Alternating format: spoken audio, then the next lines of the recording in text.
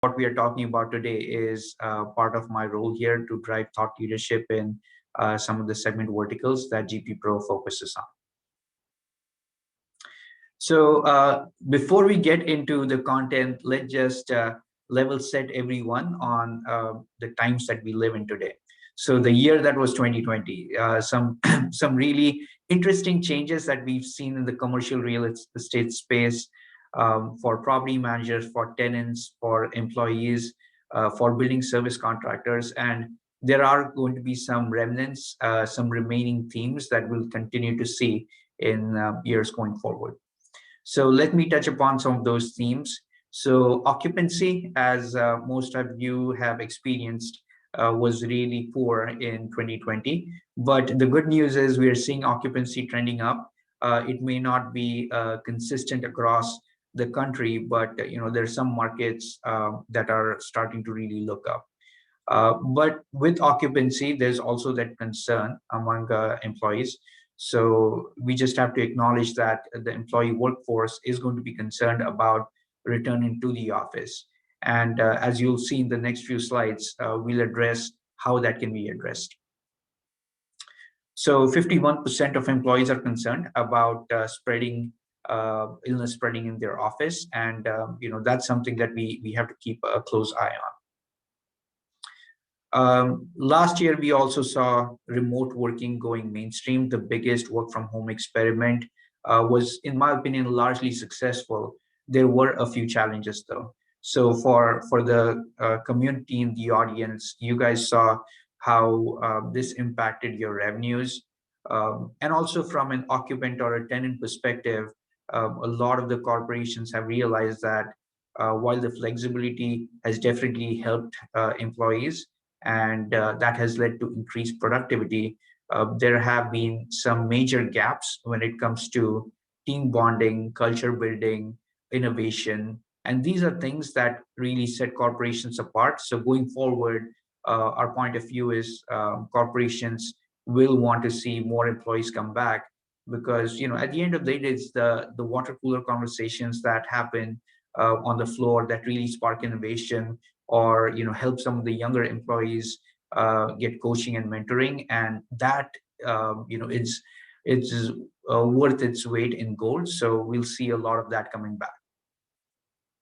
But as the employee workforce starts to come back, we need to watch out for a few things. So starting first with deeper frequent cleaning, sanitizing, and disinfecting.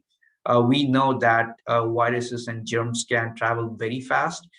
In fact, a University of Arizona study shows that when someone brings a virus or a germ to the workplace by noon, so start maybe at 8, within 4 hours, 50% of all the commonly touched surfaces become infected. So we know that that is a fact, and employees are very concerned about that. So that's why there will be a need to clean more deeper. Maybe the cleaning frequency will increase as well, and beyond just the hygiene part of it, it's also the aesthetics, or the appearance, which is going to be very important. Employees need to see that employers are committed to cleaning more frequently. We'll also see a shift to touchless, and a lot of adoption of new technology. With any big event like a pandemic, that really fundamentally changes how employees react to something, how buying decisions are made in commercial real estate. So we'll see a big adoption of IoT, Internet of Things, as well as touchless and disposables. And finally, I'm here in the Georgia Pacific Center here. This is a Class AA building, if you will, in the heart of Atlanta. And I'm seeing, just outside my cubicle here, a lot of changes that we've implemented, and that will be the focus of today's conversation. The point here is you'll see a lot of changes in the office layout. That picture that you see in the bottom right is actually a picture of the break room on our floor, and it just shows that while people are back, they're doing it in a very safe manner. You'll see those distancing dots, the big blue dots, that remind people of the spatial distancing that everyone needs to take care of. So now that we've kind of talked about some major themes in commercial real estate and some hygiene pain points, let's take a deeper dive and look at some of the usage areas. So here we have restrooms and break rooms. And the main point here is that when people are going to be back in mass numbers, there will be the expectation of hygiene at every touch point. So what you see here is a representation of some proprietary research GP Pro has done in these usage areas, and it shows that employees are going to be really concerned when it comes to some of these highly trafficked areas like restrooms or break rooms or cafeterias. You can see that employees are concerned about touching dispensers in restrooms. And that kind of connects with the point I was making earlier. You'll see a lot of adoption of touchless technology everywhere because folks just are not feeling good about touching manual in any category, whether it's your cutlery dispenser or it could be your paper towel or soap dispenser. So main point, keep that in mind. The adoption of technology in touchless will see a big increase. So now that we've talked about the big themes and the pain points, let's understand what is the impact of all of these hygiene-related issues and needs for each of the individuals or individual stakeholders that serve the commercial real estate world.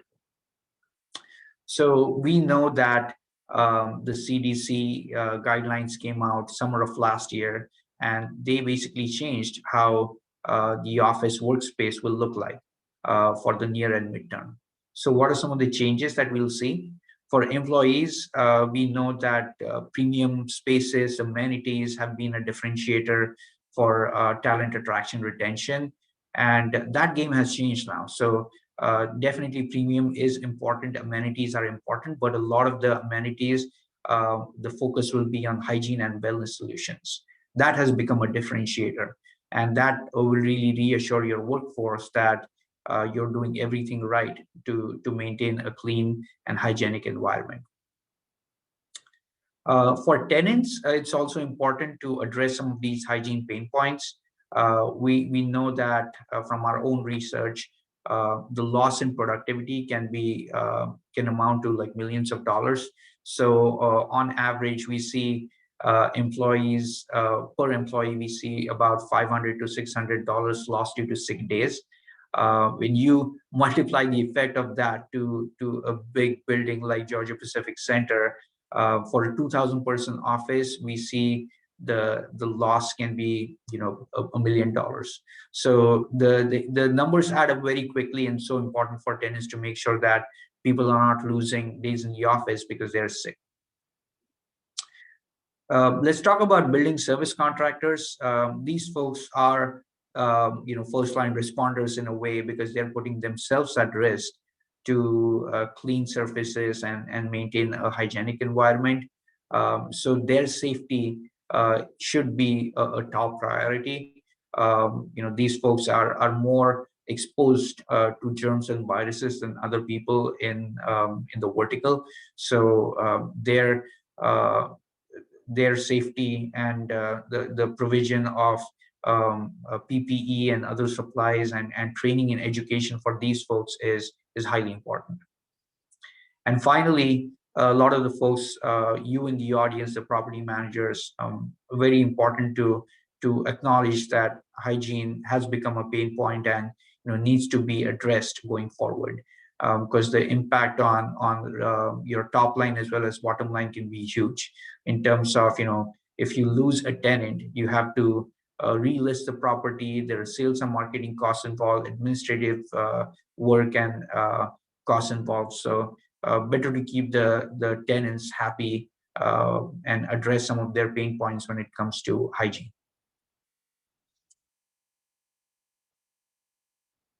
I'll pause there for a minute to see if there are any questions or comments before we move on. Sharon, Janet, are you seeing any questions in the Q&A box so far? No, not right now. Okay, so why don't we keep going? And folks, if you have any questions, comments, please chat that in. So a quick change of gears here. The next section, I'm going to talk to you about what are some of the top 5 things, lessons learned that we have from our own experience. So what you see here in the background is the GP building at night. Like I said before, this is a premium building in the heart of downtown Atlanta, 51 floors in total. And we have a mix of GP companies here as well as some outside tenants. So as we think about what some of our own learnings were in managing this building, I want to talk to you about the 5 lessons we learned. And we'll go in detail in each of these lessons. So number 1, the pulse on employee sentiment. This is to make sure that you're empathizing, acknowledging some of the fears and concerns that employees have.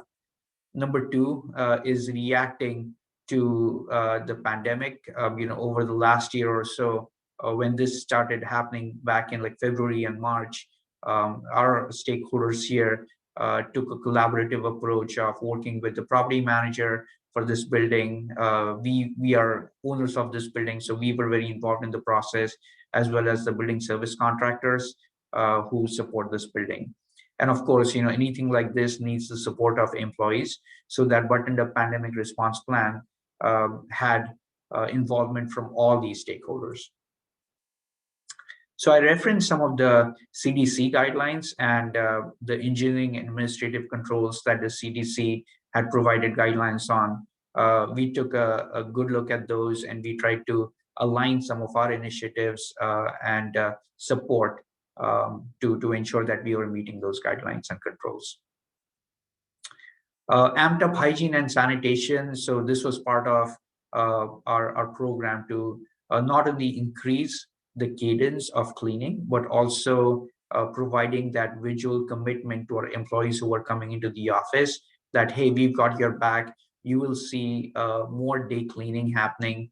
You will see a dedicated staff of day porters that support a floor, and they will be continuously cleaning especially the highly trafficked surfaces and usage areas. And finally, we have to be flexible in our approach. We have to embrace the workplace ecosystem model. We have to understand that in order to retain and attract talent, we'll have to be more flexible in how we provide that flexibility to employees. So now that employees have gotten used to working remotely, that you can't expect a flip and have everyone in the office 5 days a week. You might see some occupancy not coming exactly back to 100%, but maybe people working from home maybe one day a week or maybe 2 days a week. All right, so let's dive into each of these lessons. I'm going to start with the first one, the pulse on the employee sentiment. So our approach here at Georgia Pacific was multi-pronged. The sentiment here was to really understand and acknowledge what were some of the concerns and fears that our own workforce has. So we led a few different work streams here. We conducted some employee pulse surveys to understand what was the willingness of our workforce to come back to the office. And we did it in a blinded way because we wanted to ensure that people are feeling comfortable about giving their feedback. We also did some of our own proprietary market research to augment what we learned in our pulse surveys with what was the perspective in the rest of the country with office employees. We also ensured that we had dialogues with our key customers in the office building space so that our perspective was rounded.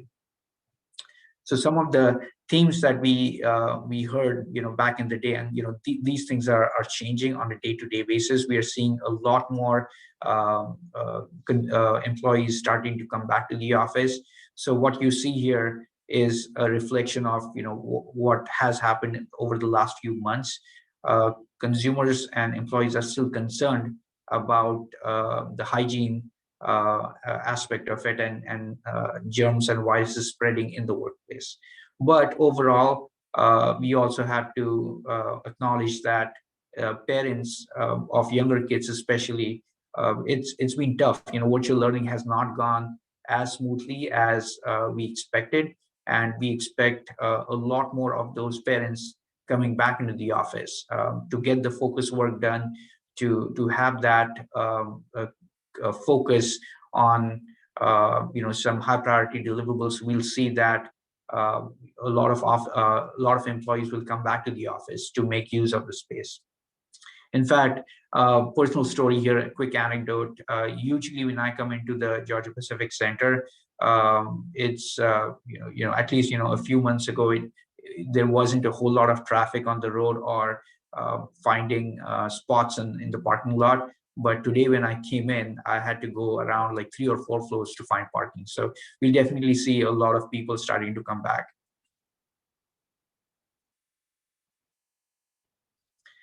All right, so the next lesson here, we'll spend some time understanding what a buttoned-up pandemic response plan looks like, and what are some of the key things that need to happen. So we've all learned our lesson really hard, and we want to make sure this kind of situation we should avoid going forward. And that means that we have to leverage a cross-functional team. So as I mentioned earlier, you have multiple stakeholders. You have the employee, you have the tenant, you have the property manager, and the building service contractor. So a buttoned-up pandemic response plan needs the collaboration and cooperation of all these parties. And in a way, we were kind of ahead of the curve, because if you think about the business that we are in the hygiene business, with some of the touchless systems that we have, high capacity dispensers or Internet of Things solutions. So we were already ahead of the curve. So in a way, it was kind of easier for us to adopt some of these solutions. And the focus was more on kind of communication versus adoption, because a lot of the floors in this building already has some of the best hygiene and touchless solutions. So when you talk about cleaning and communication of cleaning, that increased frequency and enhanced cleaning becomes extremely important.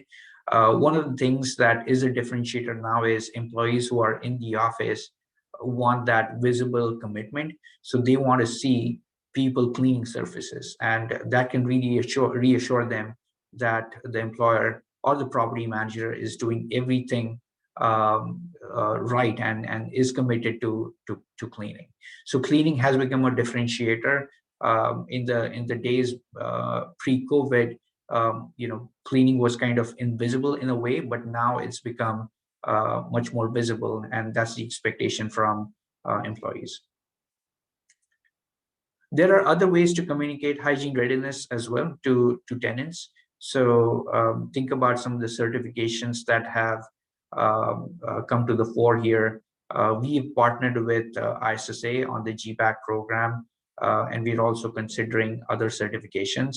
So as you think about what will reassure employees further than visible cleaning, here are some of the other associations or partnerships that you can consider. And lastly, all of this has to be supported by frequent communication. So throughout this last year, we've had a task force who is dedicated to committing and communicating all of our hygiene efforts to employees. And we are seeing that when you're in the office, a lot of the employees are feeling comfortable coming back because of this communication.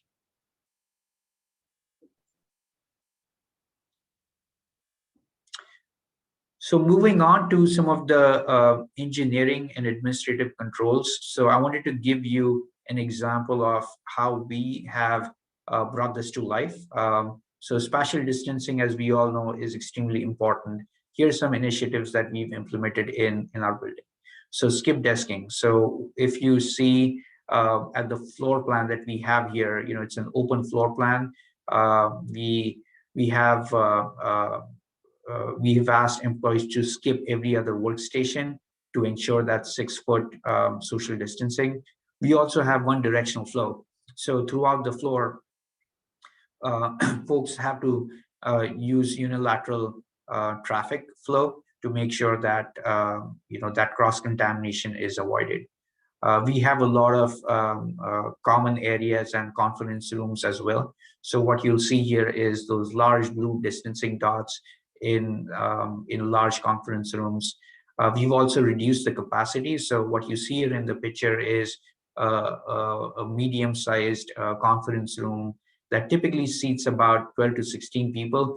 And as you can see from that picture, there's only 4 or 5 chairs. So we've drastically reduced the capacity of all of these common areas. That also applies to some of the break room areas. So as you can see here, we have constant and visual reminders, whether it's through the distancing dots, or if you go to the restrooms, we have mirror clings. So all of those are a visible commitment of hygiene and cleanliness to our employees.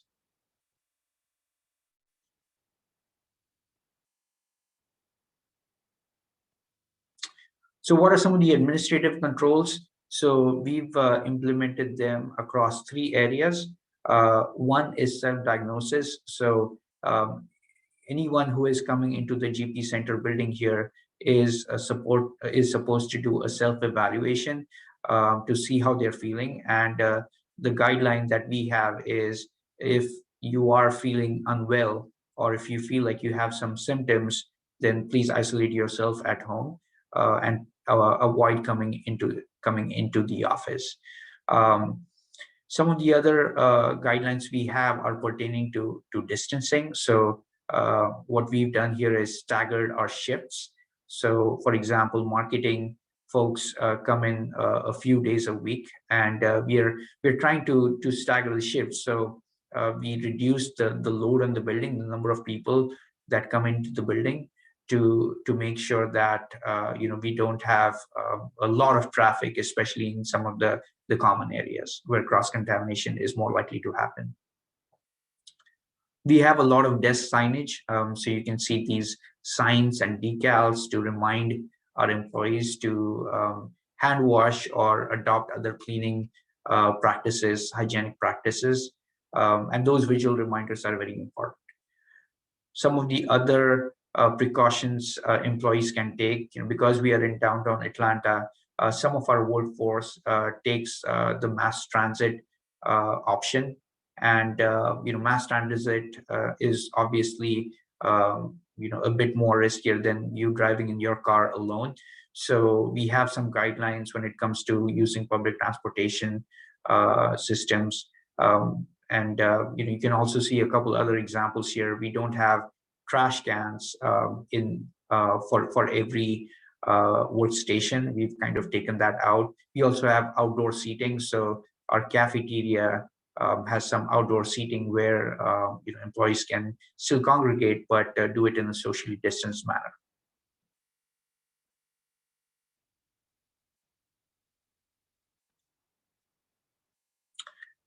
So amped up hygiene and sanitation. So 3 things to talk about here. We touched upon enhanced cleaning before, and that deep cleaning frequency has definitely gone up. So especially in some of those common areas, building lobbies or break rooms, cafeterias, conference rooms, those surfaces need to be cleaned and cleaned more often. So we have enhanced cleaning in all areas of the building, and especially the highly trafficked ones. We have sanitary measures here. So we have, for every workstation, I'll just show you a quick example. We have all of these products here: the facial tissue, the disinfecting wipe, a sanitizer. So all of those supplies are easily accessible to employees, so they can do some of their own self-cleaning. Also, no catering allowed. This was another CDC guideline. I know everyone likes lunches and catering in an office setting, but that could be an area for cross contamination. Also, if you think about permanent wear like silverware being used for some of those catering occasions, that could be a big red flag, and that's where some of the disposable systems really help drive some of that hygiene home. And finally, Internet of Things. This is very important because you don't want to run out of consumables, whether it's the paper towel or the soap. Now is not the time to run out of these essential categories, and that's where Internet of Things can really help play a role. And that can be supported with various hygiene apps, which help the custodial staff to understand, where there are outages and address those effectively and quickly.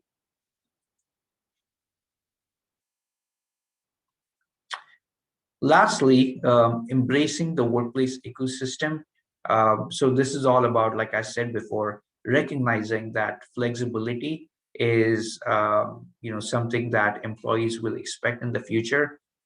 Employees will come back. Don't get me wrong. There are so many upsides. Whether you think about the culture building, the team bonding, the sparking of ideas that is so essential for innovation, the career building, coaching, mentoring, especially for younger audiences like the Gen Zs and millennials, they find tremendous value in coming back to the office for all of the above reasons.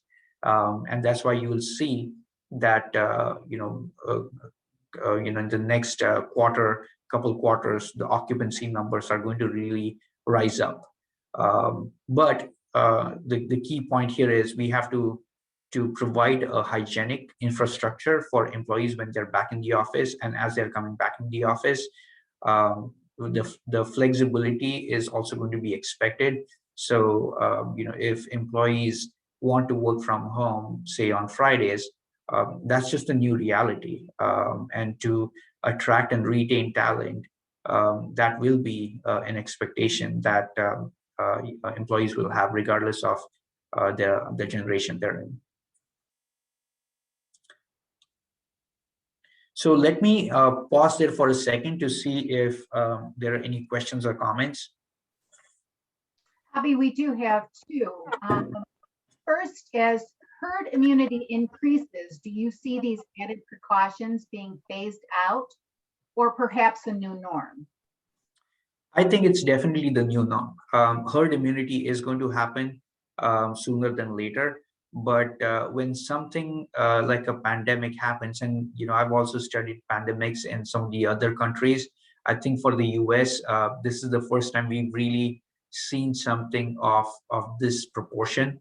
But look at some of the other countries in Asia, like China or even the Middle East or South America. Some of the viruses that have affected those countries, like SARS, MERS, Zika, Ebola, these kind of things really scar the consumer psyche, and this is not like a turn of a switch. Some of those attitudes and behaviors remain long after a pandemic of this proportion is behind us. So this is the new norm.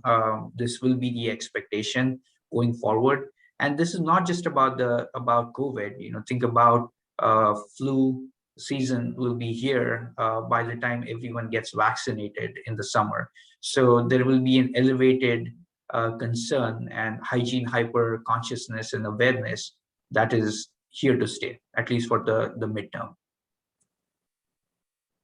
Thank you, Avi. One other, is working from home sustainable? Hasn't it shown that productivity tapers off after a while, in a concern for many employers? Yeah, I think when something like this happens, the pendulum swings, and sometimes the pendulum swings to an extreme. The productivity gains that we saw from working from home initially, at some point they're going to taper off, and all of those things I mentioned, for career progression or for innovation, for culture building, those things are so essential that corporations are already expecting people to come back to the office, because all of those things really contribute to the success of an organization. That's not where you want to skim. Right. Talk about the customer visitor. How do you communicate safety and confidence? Communicating, can you just clarify the question again? How do you communicate safety and confidence to your customer, your visitors, your consumers? How do you pass on that confidence? Yeah, so you can do it in a few different ways. I think it's kind of leading by example, right? So a lot of the property managers in the audience, what initiatives, protocols, and processes have you put in place to communicate to your customer that, hey, this is a hygienic place for the workforce to come back to the office? It's also communication. So you have to implement a bundle of products or a system that really drives that hygiene.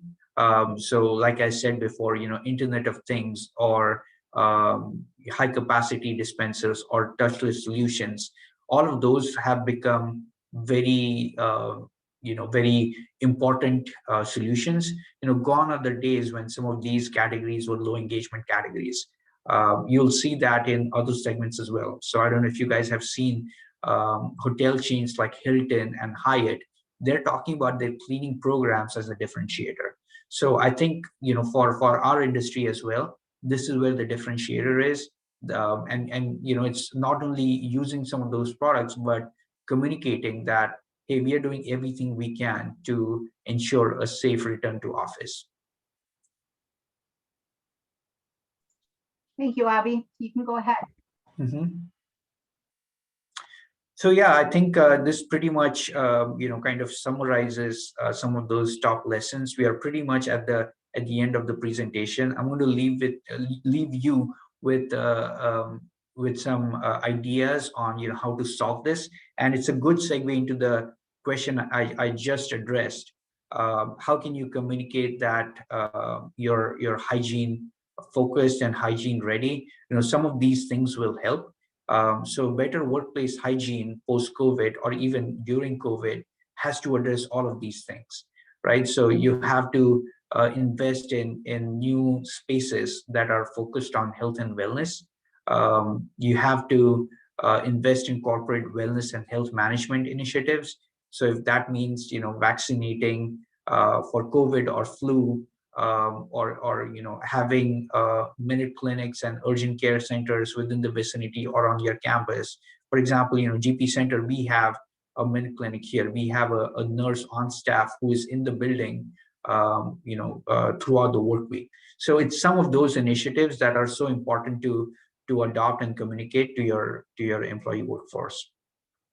Office layout changes, that's another very visual commitment to hygiene. So making sure that like the examples I shared before, reducing the capacity of your conference rooms, or in the elevator having distancing dots, and reducing how many people can ride an elevator together. All of those things that contribute to a change in the office layout, or typical practices are going to be very important. And finally, like I said, training, education, when it comes to not only your workforce, but also your custodial staff, making sure that they understand the expectations and requirements of a post-COVID workplace, and ensuring that they have the right support, whether it's terms of the products they need or the training and education they need. All of those are going to be really important. And finally, this is kind of our sweet spot, knowing our brand. A lot of you folks can probably relate to this: enhanced cleaning of the different amenities and workplace areas like restrooms and break rooms, cafeterias.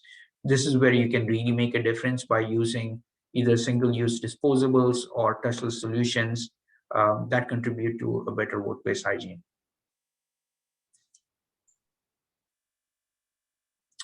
So here are some examples of how we would recommend implementing some of these solutions across different usage areas: enclosed and touchless dispenser systems in restrooms, break rooms, cafeterias, lobbies, like I said before, single-use disposables and enclosed wrap products that reduce the cross-contamination. This is so important in the break rooms and cafeterias. Like I said before, like you cannot have silverware or bulk cutlery. All of those products of the past have to be replaced by a number of these touchless and single-use disposable products.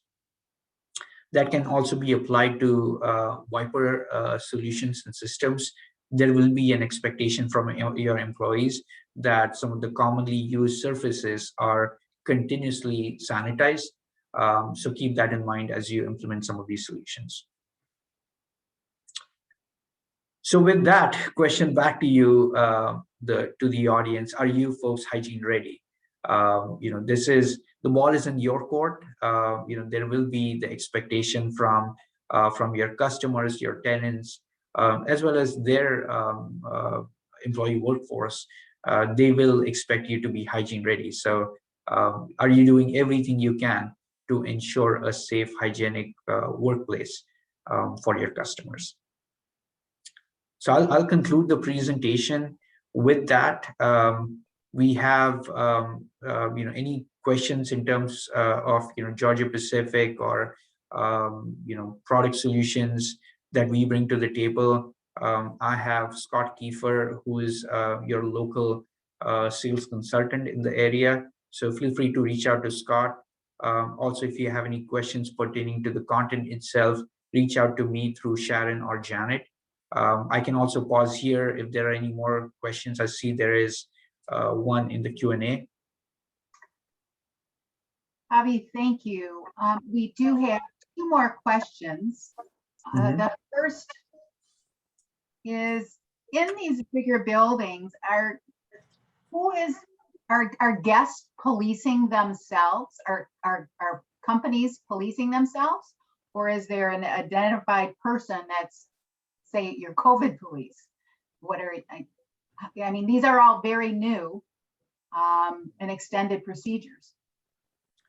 Yes, they are. And that's a really interesting question, because even pre-COVID, we had security staff to ensure, only the right people got into the building. But I think that's going to be amped up even more, right? We are trying to reduce non-essential folks entering the building. We've seen that in other facilities as well, right? So we have manufacturing facilities all across the US, and those folks who are not required will not enter the facility. You also mentioned, COVID police. It's funny, but it's true. We have floor captains on every floor in the building here. And as people get desensitized to some of this hygiene messaging, it's during the course of your day, it's kind of easy to forget some of these precautions that we all need to take. We are not in the clear yet. So we have floor captains who, if needed, will remind people that, hey, your behavior is out of line here. So pull your socks up and do the right thing. So I think, at least for the near term, that's going to be essential. Thank you.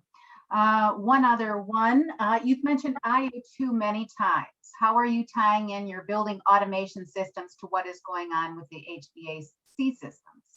Also, what has GP done or is recommending relative to better filters or air cleaning technologies? So air purification is kind of out of scope for us. As you know, we don't play in that area. But I'll give you an example of what we've done here in Georgia Pacific Center. So this building is a trophy building, and it was renovated about a couple of years ago. And at that time, we had because this building was built back in the 80s originally. When we renovated, we took a hard look at the infrastructure of the building, all the maintenance systems, and we invested in upgrading, renovating our HVAC systems. And couldn't have happened at a better time, because we used the latest and greatest when it came to that technology. So, as part of our communication back to employees, we reinforce this point to make sure people understood, especially older buildings, that could be a pain point, and having a new system in place really helped reassure employees that, hey, we are a top class, say class AA building that has all the amenities when it comes to hygiene. Thank you. Do we have any other questions for Avi? Avi, thank you so much for joining us today. We appreciate all the good information. And as always, we look forward to seeing everybody next this afternoon at 3. It was a pleasure. Thank you so much. Thank you very much, Avi. Yeah. Have a good one, everyone.